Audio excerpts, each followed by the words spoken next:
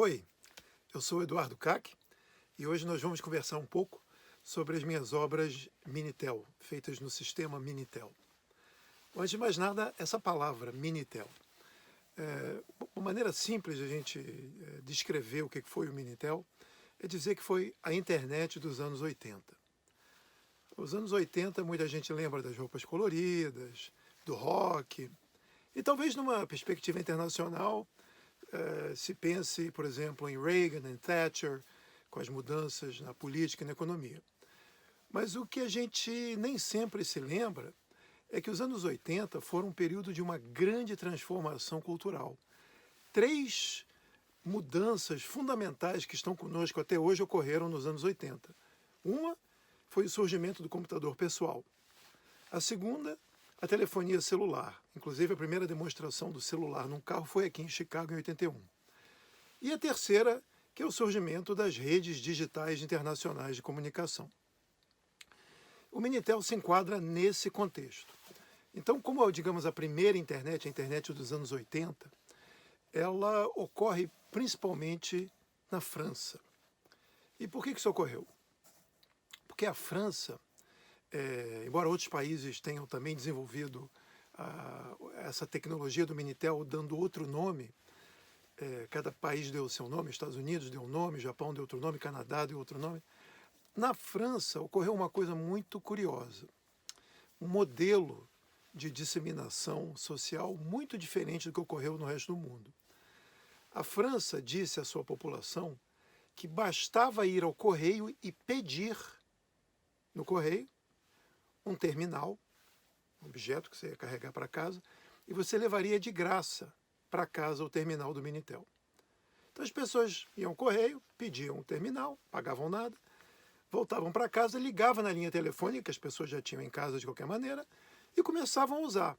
Você pagava pelo serviço telefônico. Então foi uma jogada interessante do governo francês, que as pessoas pagavam mais pelo uso da telefonia, porque usavam o terminal, e isso fez com que essa rede digital, o Minitel, na França, explodisse.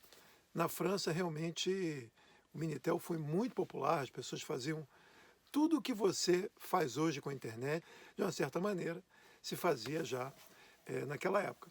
Claro, era um pouco diferente, era mais comparado a nós hoje, era um pouco mais lento, a resolução era diferente, mas essa percepção de velocidade, de resolução é sempre relativa, porque daqui a 10, 20 anos, o que a gente acha hoje absolutamente rápido, extraordinário e super definido vai parecer também baixa resolução e lento. Então, naquele momento, aquilo era a nova fronteira, era uma coisa fantástica, aquilo abria um caminho incrível, inclusive para a arte.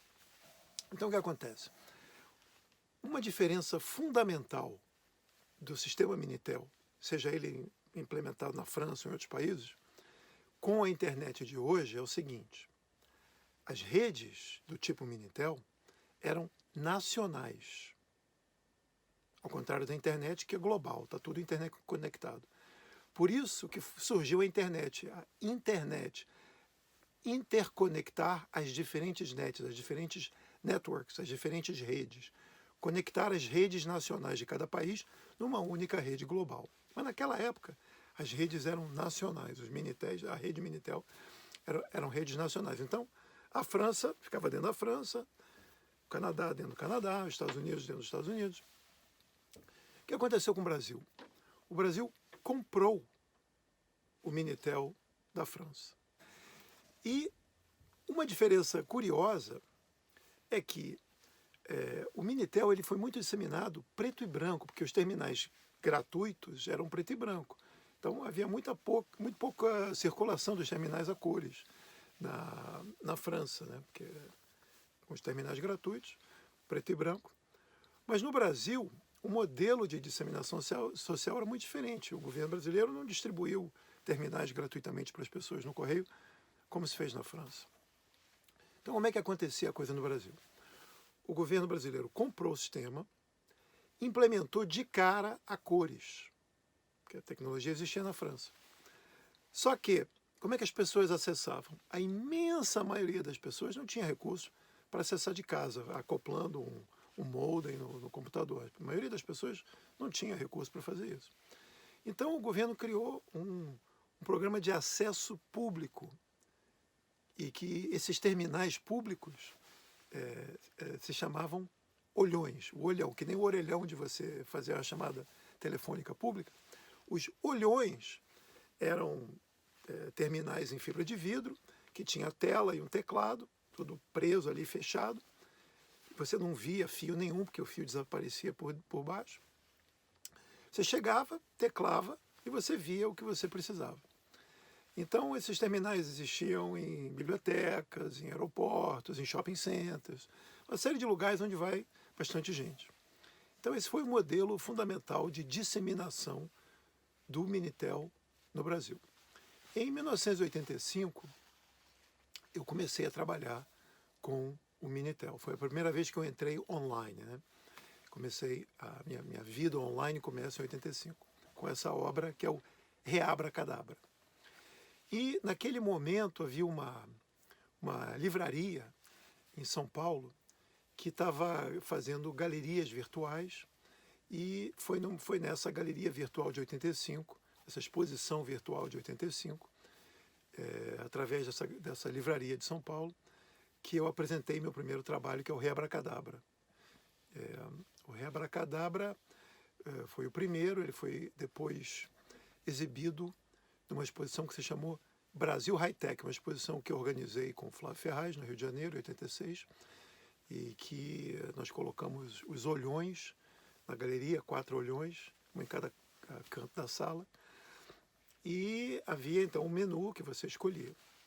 Agora, uma coisa interessante, importante de observar com relação ao Minitel, as pessoas olham o objeto, né, o Minitel, e dizem, que bacana esse computadorzinho.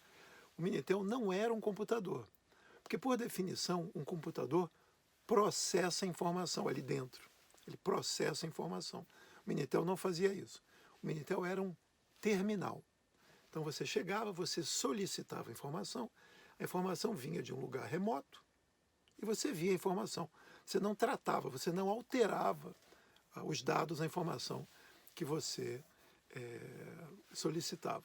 Então, se você pensar hoje, por exemplo, como é que você acessa a internet hoje? Você vai ter um dispositivo qualquer, vamos dizer, um celular, e aí você solicita alguma coisa que você quer ver no Instagram, no Facebook, New York Times, o que seja. Então, você clica para acessar esse pedido de solicitação. Ele viaja, né, por alguma rede, pode ser telefônica, pode ser Wi-Fi, e chega lá num servidor remoto, ele pede, o servidor remoto então libera, ele faz o caminho de volta pela rede telefônica, Wi-Fi, e aparece no seu dispositivo, computador, celular. É a mesma coisa. Então você tinha o terminal, você pedia, a informação, o pedido viajava, a informação era acessada, voltava por aquele canal e chegava no terminal. A diferença é que no seu computador, no seu celular, você pode tratar os dados. E no terminal, não, era apenas para ver, pedir e ver. Então, esse é um apanhado, assim, geral, mais ou menos, do contexto e de como é que aquilo tudo ocorreu. Então, em 85, eu fiz meu primeiro trabalho com o Minitel, que foi o Reabracadabra, e depois, em 86, eu organizei essa exposição, que foi a Brasil High-Tech, no Rio de Janeiro, e uma exposição coletiva, com vários artistas, e nessa exposição, eu e o Flávio instalamos os olhões, e eu exibi 3 obras novas no contexto dessa exposição, que foram o Recaus, de 86, o Deus, de 86, e o Tesão, que eu havia começado a trabalhar em 85 e completei em 86 para essa exposição. A Brasil High-Tech, aqui mostrar para vocês o catálogo, tirar aqui do plástico. A Brasil High-Tech, esse é o catálogo já tinha um holograma na capa. É o catálogo da exposição que eu havia organizado em 86. Então são vários artistas, aqui por exemplo está a minha página. E em 86 então foi um ano importante, porque eu completei essa série de poemas digitais que eu criei para o Minitel.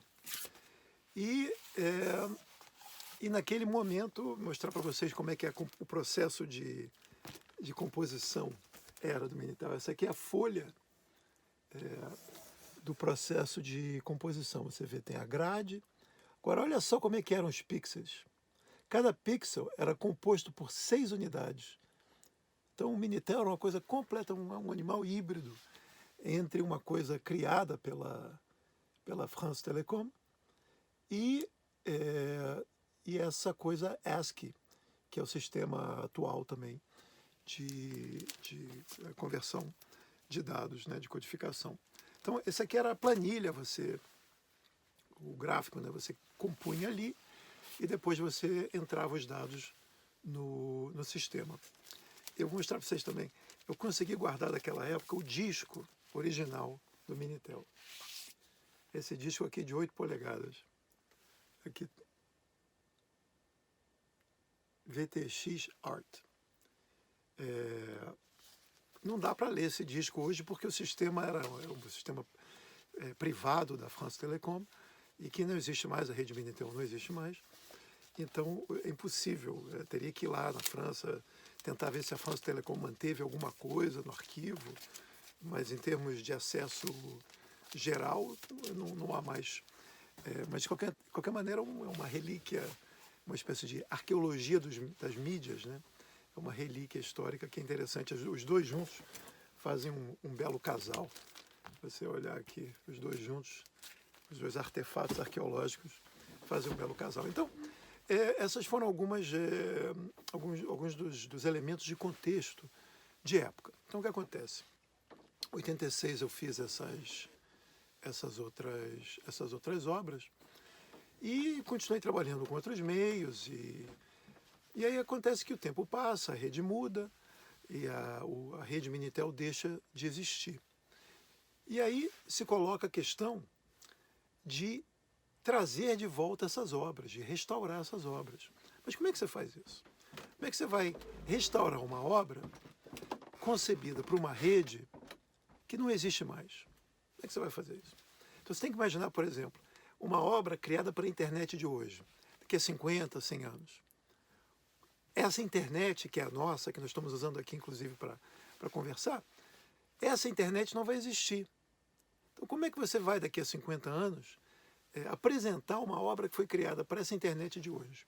É uma questão, né? É uma questão que se coloca, que faz parte das questões de preservação de vários tipos de obras do passado.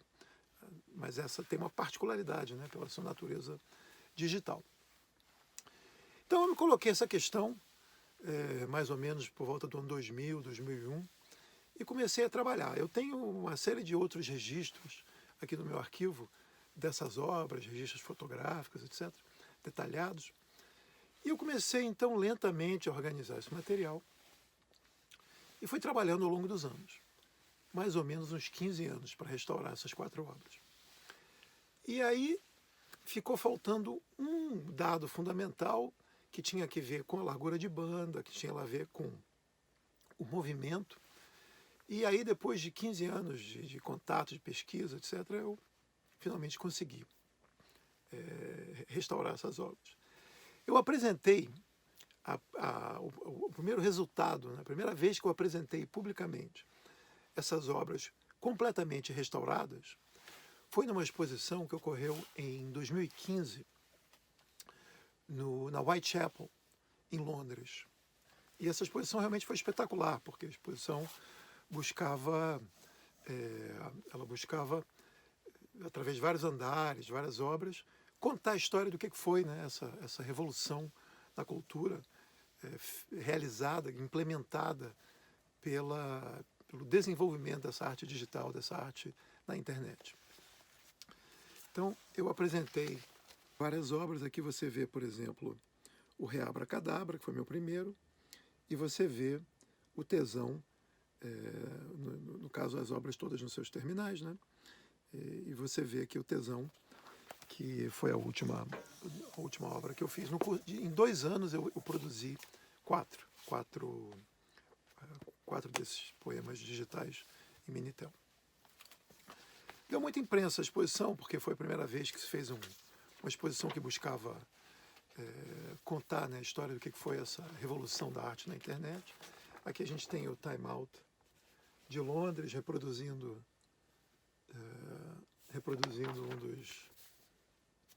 um dos Minitéis.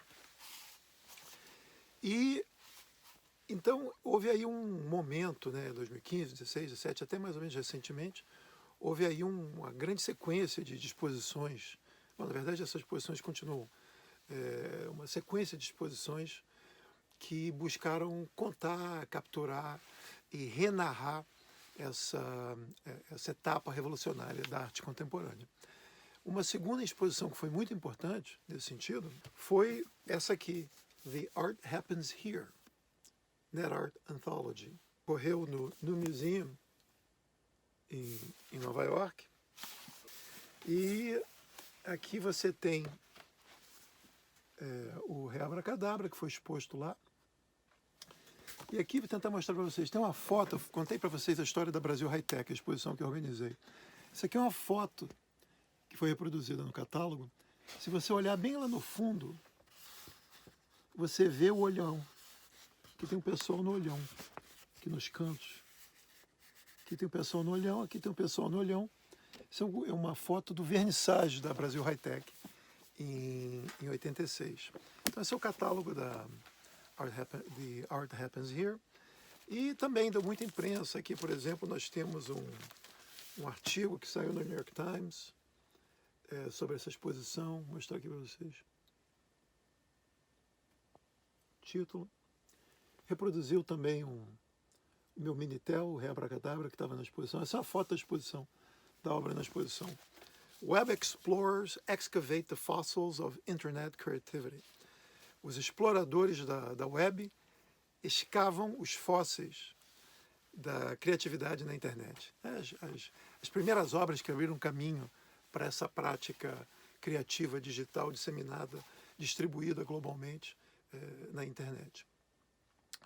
E eu estou expondo agora também no MoMA uma dessas obras em Minitel. Então, Whitechapel, no Museum, MoMA, houve aí esse período mais ou menos entre 2015 e agora, realmente uma sequência de exposições que tentaram capturar essa dinâmica revolucionária dessa arte digital numa escala global na internet.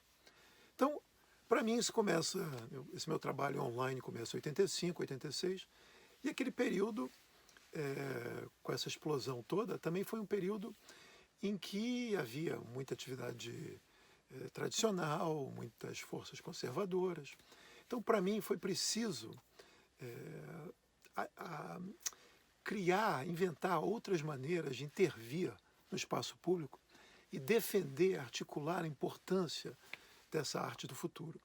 Ao longo dos anos 80, eu fiz toda uma série de intervenções na mídia para disseminar e para defender, para escrever manifestos, para articular uma tomada de posição. Então eu escrevi para a Folha, eu escrevi para o Globo, escrevi para o Jornal do Brasil, que saía ainda em papel naquela época, e para uma série de revistas também sobre esses temas. Esse material, pega aqui para mostrar para vocês, esse material todo, esses textos todos dos anos 80, eles estão reunidos nesse meu livro, que é o Luz e Letra, publicado pela Contracapa. Então, esse livro aqui é os meus textos dos anos 80. Inclui vários textos sobre essas questões, inclusive essa exposição Brasil High-Tech. Vou mostrar aqui para vocês. Um dos textos que eu publiquei naquela época, eu escrevi para a Folha. Ele se chamou Em Brasil High-Tech, a exposição que eu organizei, né, com Flávio Ferraz. Em Brasil High-Tech, o cheque ao pós-moderno. Por quê? Porque se dizia muito naquela época que a pós-modernidade era caracterizada por um retorno ao passado, pelo pastiche, pela repetição das formas do passado. Eu dizia que não. Se você olhar para o passado, você vê o passado. Mas se você olhar para o futuro, você vê o futuro. Então havia um grupo de artistas trabalhando para inventar esse futuro. E essas obras em Minitel faziam parte dessa tomada de posição de inventar o futuro. Então, esse artigo que eu escrevi para a Folha, assim como todos os outros, estão reproduzidos aqui no livro. Eu vou ler para vocês as últimas palavras o último parágrafo desse artigo. Em plena revolução telemática, não ocorre em vão o grande fluxo de crianças na Mostra Brasil Hightech. Enquanto alguns adultos ainda tentam permanecer alheios à realidade da tecnocultura, crianças crescem comendo frutas clonadas sob a luz artificial dos monitores. Os jovens de hoje vivem suas fantasias e emoções nesta aventura holomática coletiva, participando ativa e criticamente da construção de um novo mundo. Bom, verdade, estávamos realmente participando, adultos e crianças, ativamente, criticamente, da construção de um novo mundo. Esse novo mundo está aqui conosco hoje. E assim eu termino um pouco esse relato, esse reviver desse momento, essa transição das obras em Minitel dos anos 80 para o século XXI. Espero que esse apanhado tenha sido interessante. E nós vamos nos rever aqui mais uma vez num outro segmento. Foi um grande prazer e até breve.